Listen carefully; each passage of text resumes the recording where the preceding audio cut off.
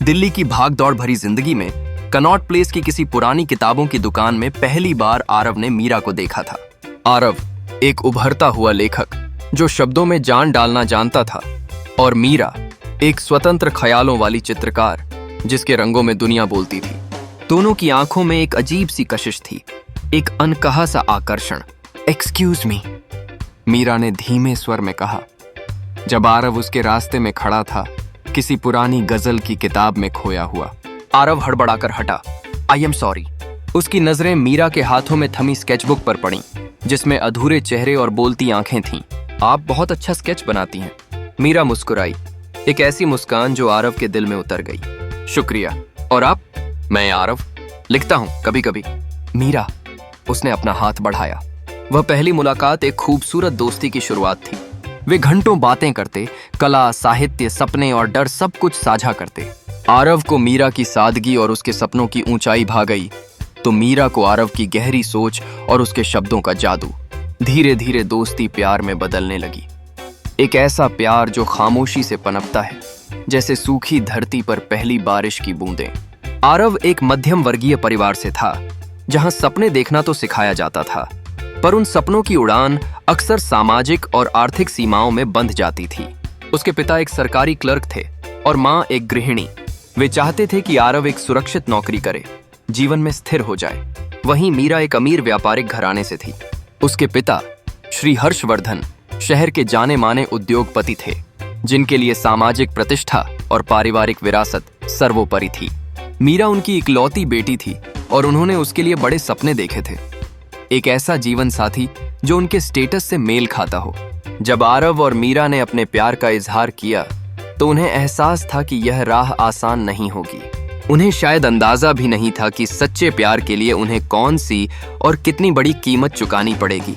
आरव ने हिम्मत करके अपने परिवार को मीरा के बारे में बताया। उसकी मां थोड़ी झिझकी, लेकिन पिता ने साफ इनकार कर दिया। वो अमीर लोग हैं आरव, हमारे और उनके बीच जमीन आसमान का फर्क है। यह रिश्ता नहीं चल सकता। पापा, हम एक दूसरे से प्यार करते हैं, आरव ने दलील दी। प्यार 2 दिन का बुखार है ये, जब जिम्मेदारी का बोझ पड़ेगा तब पता चलेगा, उसके पिता ने कठोरता से कहा। उधर मीरा ने जब अपने पिता को आरव के बारे में बताने की कोशिश की, तो हर्षवर्धन का चेहरा गुस्से से लाल हो गया। एक मामूली लेखक, तुम्हारी हिम्मत कैसे हुई उसके बारे में सोचने की? मैंने तुम्हारे लिए कितना कुछ सोचा है, और तुम? पापा, वो बहुत अच्छा इंसान है, मीरा ने रोते हुए कहा। पैसे के बिना अच्छाई किस काम की? समाज में हमारी क्या इज्जत रह जाएगी? भूल जाओ उसे मीरा, यही तुम्हारे लिए बेहतर है। हर्षवर्धन ने अपना फैसला सुना दिया। दोनों परिवारों का विरोध उनके प्यार के रास्ते का पहला कांटा था। आरव और मीरा छिप छिप कर मिलने लगे। हर मुलाकात में उनका प्यार और गहरा होता जाता, लेकिन साथ ही एक अनजाना डर भी उन्हें सताता रहता। मीरा के पिता ने उस पर नजर रखनी शुरू कर दी। उसके बाहर जाने पर पाबंदियां लगा दी गईं। उसका फोन चेक किया जाने लगा। मीरा को लगने लगा जैसे वह अपने ही घर में एक कैदी हो। आरव ने अपने लेखन में मीरा के लिए अपने प्यार और संघर्ष को उतारना शुरू कर दिया। उसकी कहानियां अब और भी ज्यादा भावनात्मक और गहरी होने लगी थीं। उसे एक छोटे प्रकाशक से अपनी कहानियों का संग्रह प्रकाशित करने का प्रस्ताव मिला। यह उसके लिए एक छोटी सी उम्मीद की किरण थी, शायद वह खुद को साबित कर सके। एक शाम जब मीरा किसी तरह आरव से मिलने इंडिया गेट पहुंची, तो उसने आरव की आंखों में एक नई चमक देखी।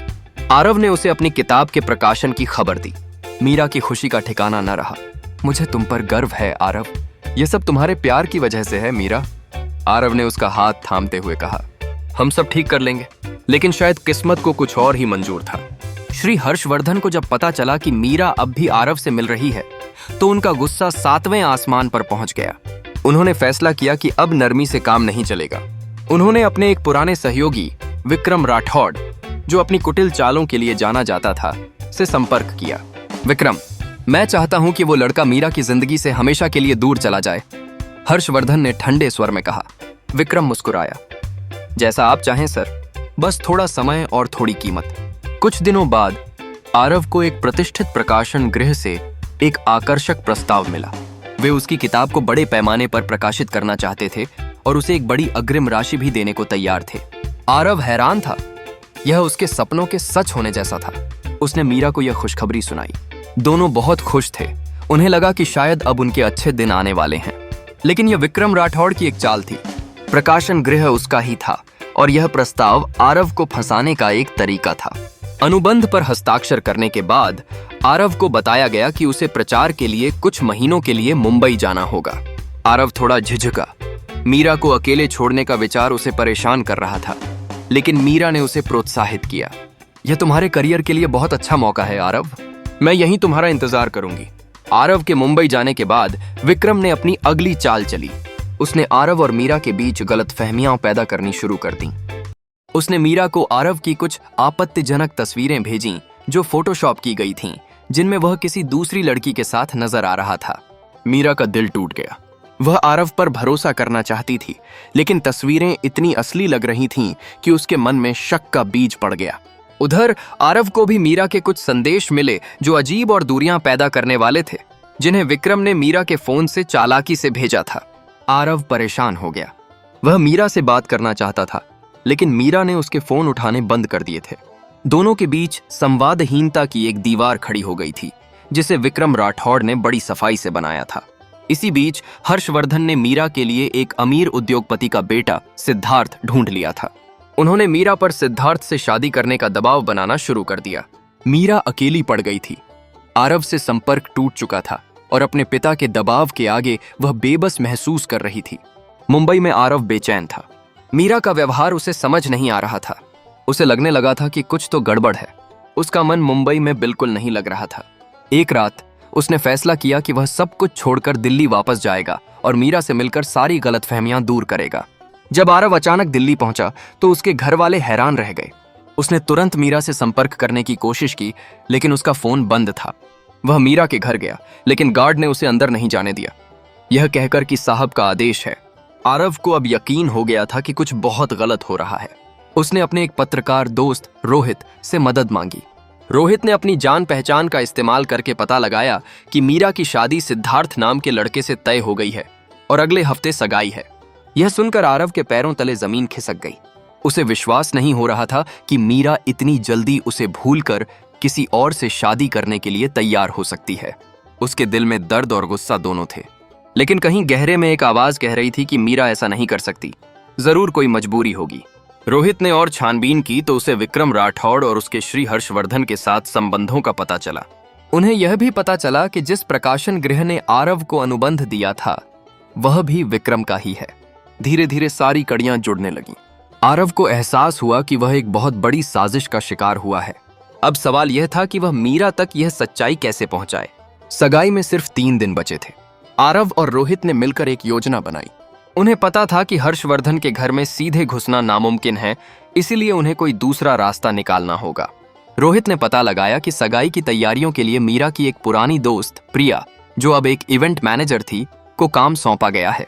आरव ने प्रिया से संपर्क किया। पहले तो प्रिया झिझकी। वह हर्षवर्धन के गुस्से से डरती थी, लेकिन जब आरव ने उसे पूरी कहानी बताई और मीरा के लिए अपने सच्चे प्यार का वास्ता दिया तो प्रिया मदद करने के लिए तैयार हो गई। वह जानती थी कि मीरा आरव से कितना प्यार करती है। प्रिया की मदद से आरव को मीरा से कुछ पल अकेले में बात करने का मौका मिला। सगाई से ठीक 1 दिन पहले, जब मीरा अपनी ड्रेस की फिटिंग के लिए प्रिया के स्टूडियो आई थी, कमरे में मीरा को देखकर आरव का दिल धड़क उठा। वह पहले से ज्यादा खामोश और उदास लग रही थी। मीरा, आरव ने कांपती आवाज में कहा। मीरा ने पलटकर देखा और आरव को अपने सामने पाकर उसकी आंखें फटी की फटी रह गईं। आरव, तुम यहां क्या कर रहे हो? उसकी आवाज में हैरानी और दर्द दोनों थे। तुम्हें सच बताने आया हूं मीरा, आरव ने कहा, और फिर उसे विक्रम राठौड़ की साजिश, फोटोशॉप की गई तस्वीरें और उसके पिता की भूमिका के बारे में सब कुछ बता दिया। उसने बताया कि कैसे उन्हें अलग करने के लिए यह सारा जाल बुना गया था। मीरा सब सुनकर सन्न रह गई। उसे अपनी कानों पर विश्वास नहीं हो रहा था। आंसू उसकी आंखों से बहने लगे। तो वो तस्वीरें झूठी थीं? तुमने मुझे धोखा नहीं दिया? कभी नहीं मीरा। मैं तुमसे बेइंतहा प्यार करता हूं, आरव ने उसके हाथ पकड़ते हुए कहा। मीरा रो पड़ी। उसे अपने पिता पर, अपनी किस्मत पर और खुद पर गुस्सा आ रहा था कि उसने आरव पर शक किया। अब हम क्या करेंगे आरव? मीरा ने सिसकते हुए पूछा। कल मेरी सगाई है, हम लड़ेंगे मीरा। अपने प्यार के लिए, आरव ने दृढ़ता से कहा। लेकिन तुम्हें फैसला करना होगा। क्या तुम यह कीमत चुकाने के लिए तैयार हो? मीरा ने आरव की आंखों में देखा। उनमें वही सच्चाई और प्यार था जो उसने पहली बार देखा था। उसे एहसास हुआ कि अगर उसने आज हिम्मत नहीं दिखाई तो वह पूरी जिंदगी पछताएगी। मैं तैयार हूं आरव, मैं तुम्हारे बिना नहीं जी सकती। अगले दिन सगाई की भव्य पार्टी में जब हर्षवर्धन मेहमानों का स्वागत कर रहे थे, तभी मीरा स्टेज पर आई। उसने माइक थामा। हॉल में सन्नाटा छा गया। मैं आप सबसे कुछ कहना चाहती हूँ, मीरा ने कांपती लेकिन दृढ़ आवाज में कहा। यह सगाई नहीं हो सकती। हॉल में कानाफूसी शुरू हो गई। हर्षवर्धन का चेहरा सफेद पड़ गया। मैं किसी और से प्यार करती हूँ, मीरा ने हिम्मत जुटाकर कहा, और मैं उसी के साथ अपनी जिंदगी बिताना चाहती हूँ। उसने भीड़ में खड़े आरव की ओर देखा जो रोहित और प्रिया के साथ आया था। हर्षवर्धन गुस्से से आग बबूला हो गए। मीरा, ये तुम क्या बकवास कर रही हो? नीचे उतरो। नहीं पापा, मीरा ने कहा, आज मैं अपनी खुशी के लिए खड़ी होऊंगी। मैंने बहुत सहा है और अब नहीं। उसने विक्रम राठौड़ की साजिश का भी पर्दाफाश कर दिया और बताया कि कैसे उसके पिता ने उसे आरव से दूर करने की कोशिश की। कुछ मेहमान हैरान थे, कुछ सहानुभूति दिखा रहे थे और कुछ हर्षवर्धन को धिक्कार रहे थे। सिद्धार्थ और उसका परिवार अपमानित महसूस करते हुए पार्टी छोड़कर चले गए। हर्षवर्धन के लिए यह एक सामाजिक आपदा थी। उनकी इज्जत मिट्टी में मिल गई थी। उन्होंने गुस्से में मीरा से सारे रिश्ते तोड़ने की घोषणा कर दी और उसे घर से निकाल दिया। मीरा ने सब कुछ खो दिया, अपना घर, अपने पिता का सहारा, अपनी सामाजिक प्रतिष्ठा, लेकिन उसने आरव का हाथ थाम लिया था। मीरा के पास अब आरव के अलावा कोई नहीं था। आरव उसे अपने छोटे से किराए के कमरे में ले आया। शुरुआत मुश्किल थी। मीरा, जिसने कभी अभाव नहीं देखा था, अब एक सामान्य जीवन जी रही थी। आरव की किताब अभी प्रकाशित नहीं हुई थी और उसके पास सीमित आय थी। समाज उन्हें ताने मारता था। रिश्तेदार मुंह मोड़ चुके थे। हर्षवर्धन ने आरव के करियर को भी नुकसान पहुंचाने की कोशिश की, लेकिन रोहित जैसे दोस्तों की मदद से आरव टिका रहा। मीरा ने भी हार नहीं मानी। उसने अपनी चित्रकारी को फिर से शुरू किया। वह छोटी मोटी प्रदर्शनियों में अपने चित्र बेचने लगी। कभी कभी उन्हें एक वक्त का खाना भी मुश्किल से मिलता था, लेकिन उनके बीच का प्यार और विश्वास उन्हें हिम्मत देता रहा। उन्होंने सीखा कि सच्चा प्यार सिर्फ कैंडल लाइट डिनर और महंगे तोहफों का नाम नहीं है, बल्कि एक दूसरे के साथ हर मुश्किल में खड़े रहने, एक दूसरे के सपनों को सहारा देने और सबसे बढ़कर एक दूसरे पर अटूट विश्वास रखने का नाम है। ते एक तरी दिसरे ते पर आमारी परे अटूट पाए। धीरे धीरे चीजें बेहतर होने लगीं। आरव की किताब प्रकाशित हुई और उसे काफी सराहना मिली। उसकी लेखनी में उसके संघर्ष और मीरा के प्यार की गहराई झलकती थी। मीरा की पेंटिंग्स भी लोगों को पसंद आने लगीं। उसे एक आर्ट गैलरी से अनुबंध मिला। उन्होंने मिलकर एक छोटा सा घर बनाया, अपनी मेहनत और प्यार से। एक दिन कई सालों बाद हर्षवर्धन बीमार पड़े। उनकी कंपनी घाटे में जा रही थी और उनके पास कोई अपना नहीं था। विक्रम राठौड़ जैसे लोग उन्हें पहले ही छोड़ चुके थे। मीरा को जब यह पता चला तो वह अपने पिता को देखने गई। आरव भी उसके साथ था। हर्षवर्धन अपनी बेटी को देखकर रो पड़े। उन्हें अपनी गलतियों का एहसास हो चुका था। मुझे माफ कर दो बेटी, उन्होंने कहा। मैंने तुम्हारे साथ बहुत गलत किया। मीरा ने उन्हें माफ कर दिया, क्योंकि सच्चा प्यार नफरत करना नहीं सिखाता। आरव और मीरा ने हर्षवर्धन की देखभाल की। उनकी कंपनी को भी आरव ने अपनी सूझबूझ से संभाला। कहानी का अंत किसी परिकथा जैसा और वे हमेशा खुशी खुशी साथ रहे वाला नहीं था। उन्होंने बहुत कुछ खोया था। मीरा ने अपने परिवार की प्रारंभिक स्वीकृति और विलासिता खोई। आरव ने अपने करियर के कुछ कीमती साल और मानसिक शांति खोई। उन्हें सामाजिक उपेक्षा और आर्थिक कठिनाइयों का सामना करना पड़ा। यह सब उनके सच्चे प्यार की कीमत थी, लेकिन उन्होंने जो पाया वह उससे कहीं ज्यादा कीमती था। एक अटूट बंधन, एक दूसरे का सम्मान और यह संतुष्टि कि उन्होंने अपने प्यार के लिए लड़ाई लड़ी और जीते।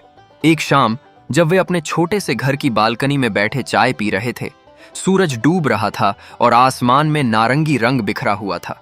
मीरा ने आरव का हाथ थामते हुए पूछा, आरव, क्या तुम्हें कभी लगता है कि हमने अपने प्यार के लिए बहुत बड़ी कीमत चुकाई? आरव मुस्कुराया। उसने मीरा की आंखों में झांका, जिनमें अब भी वही प्यार और गहराई थी।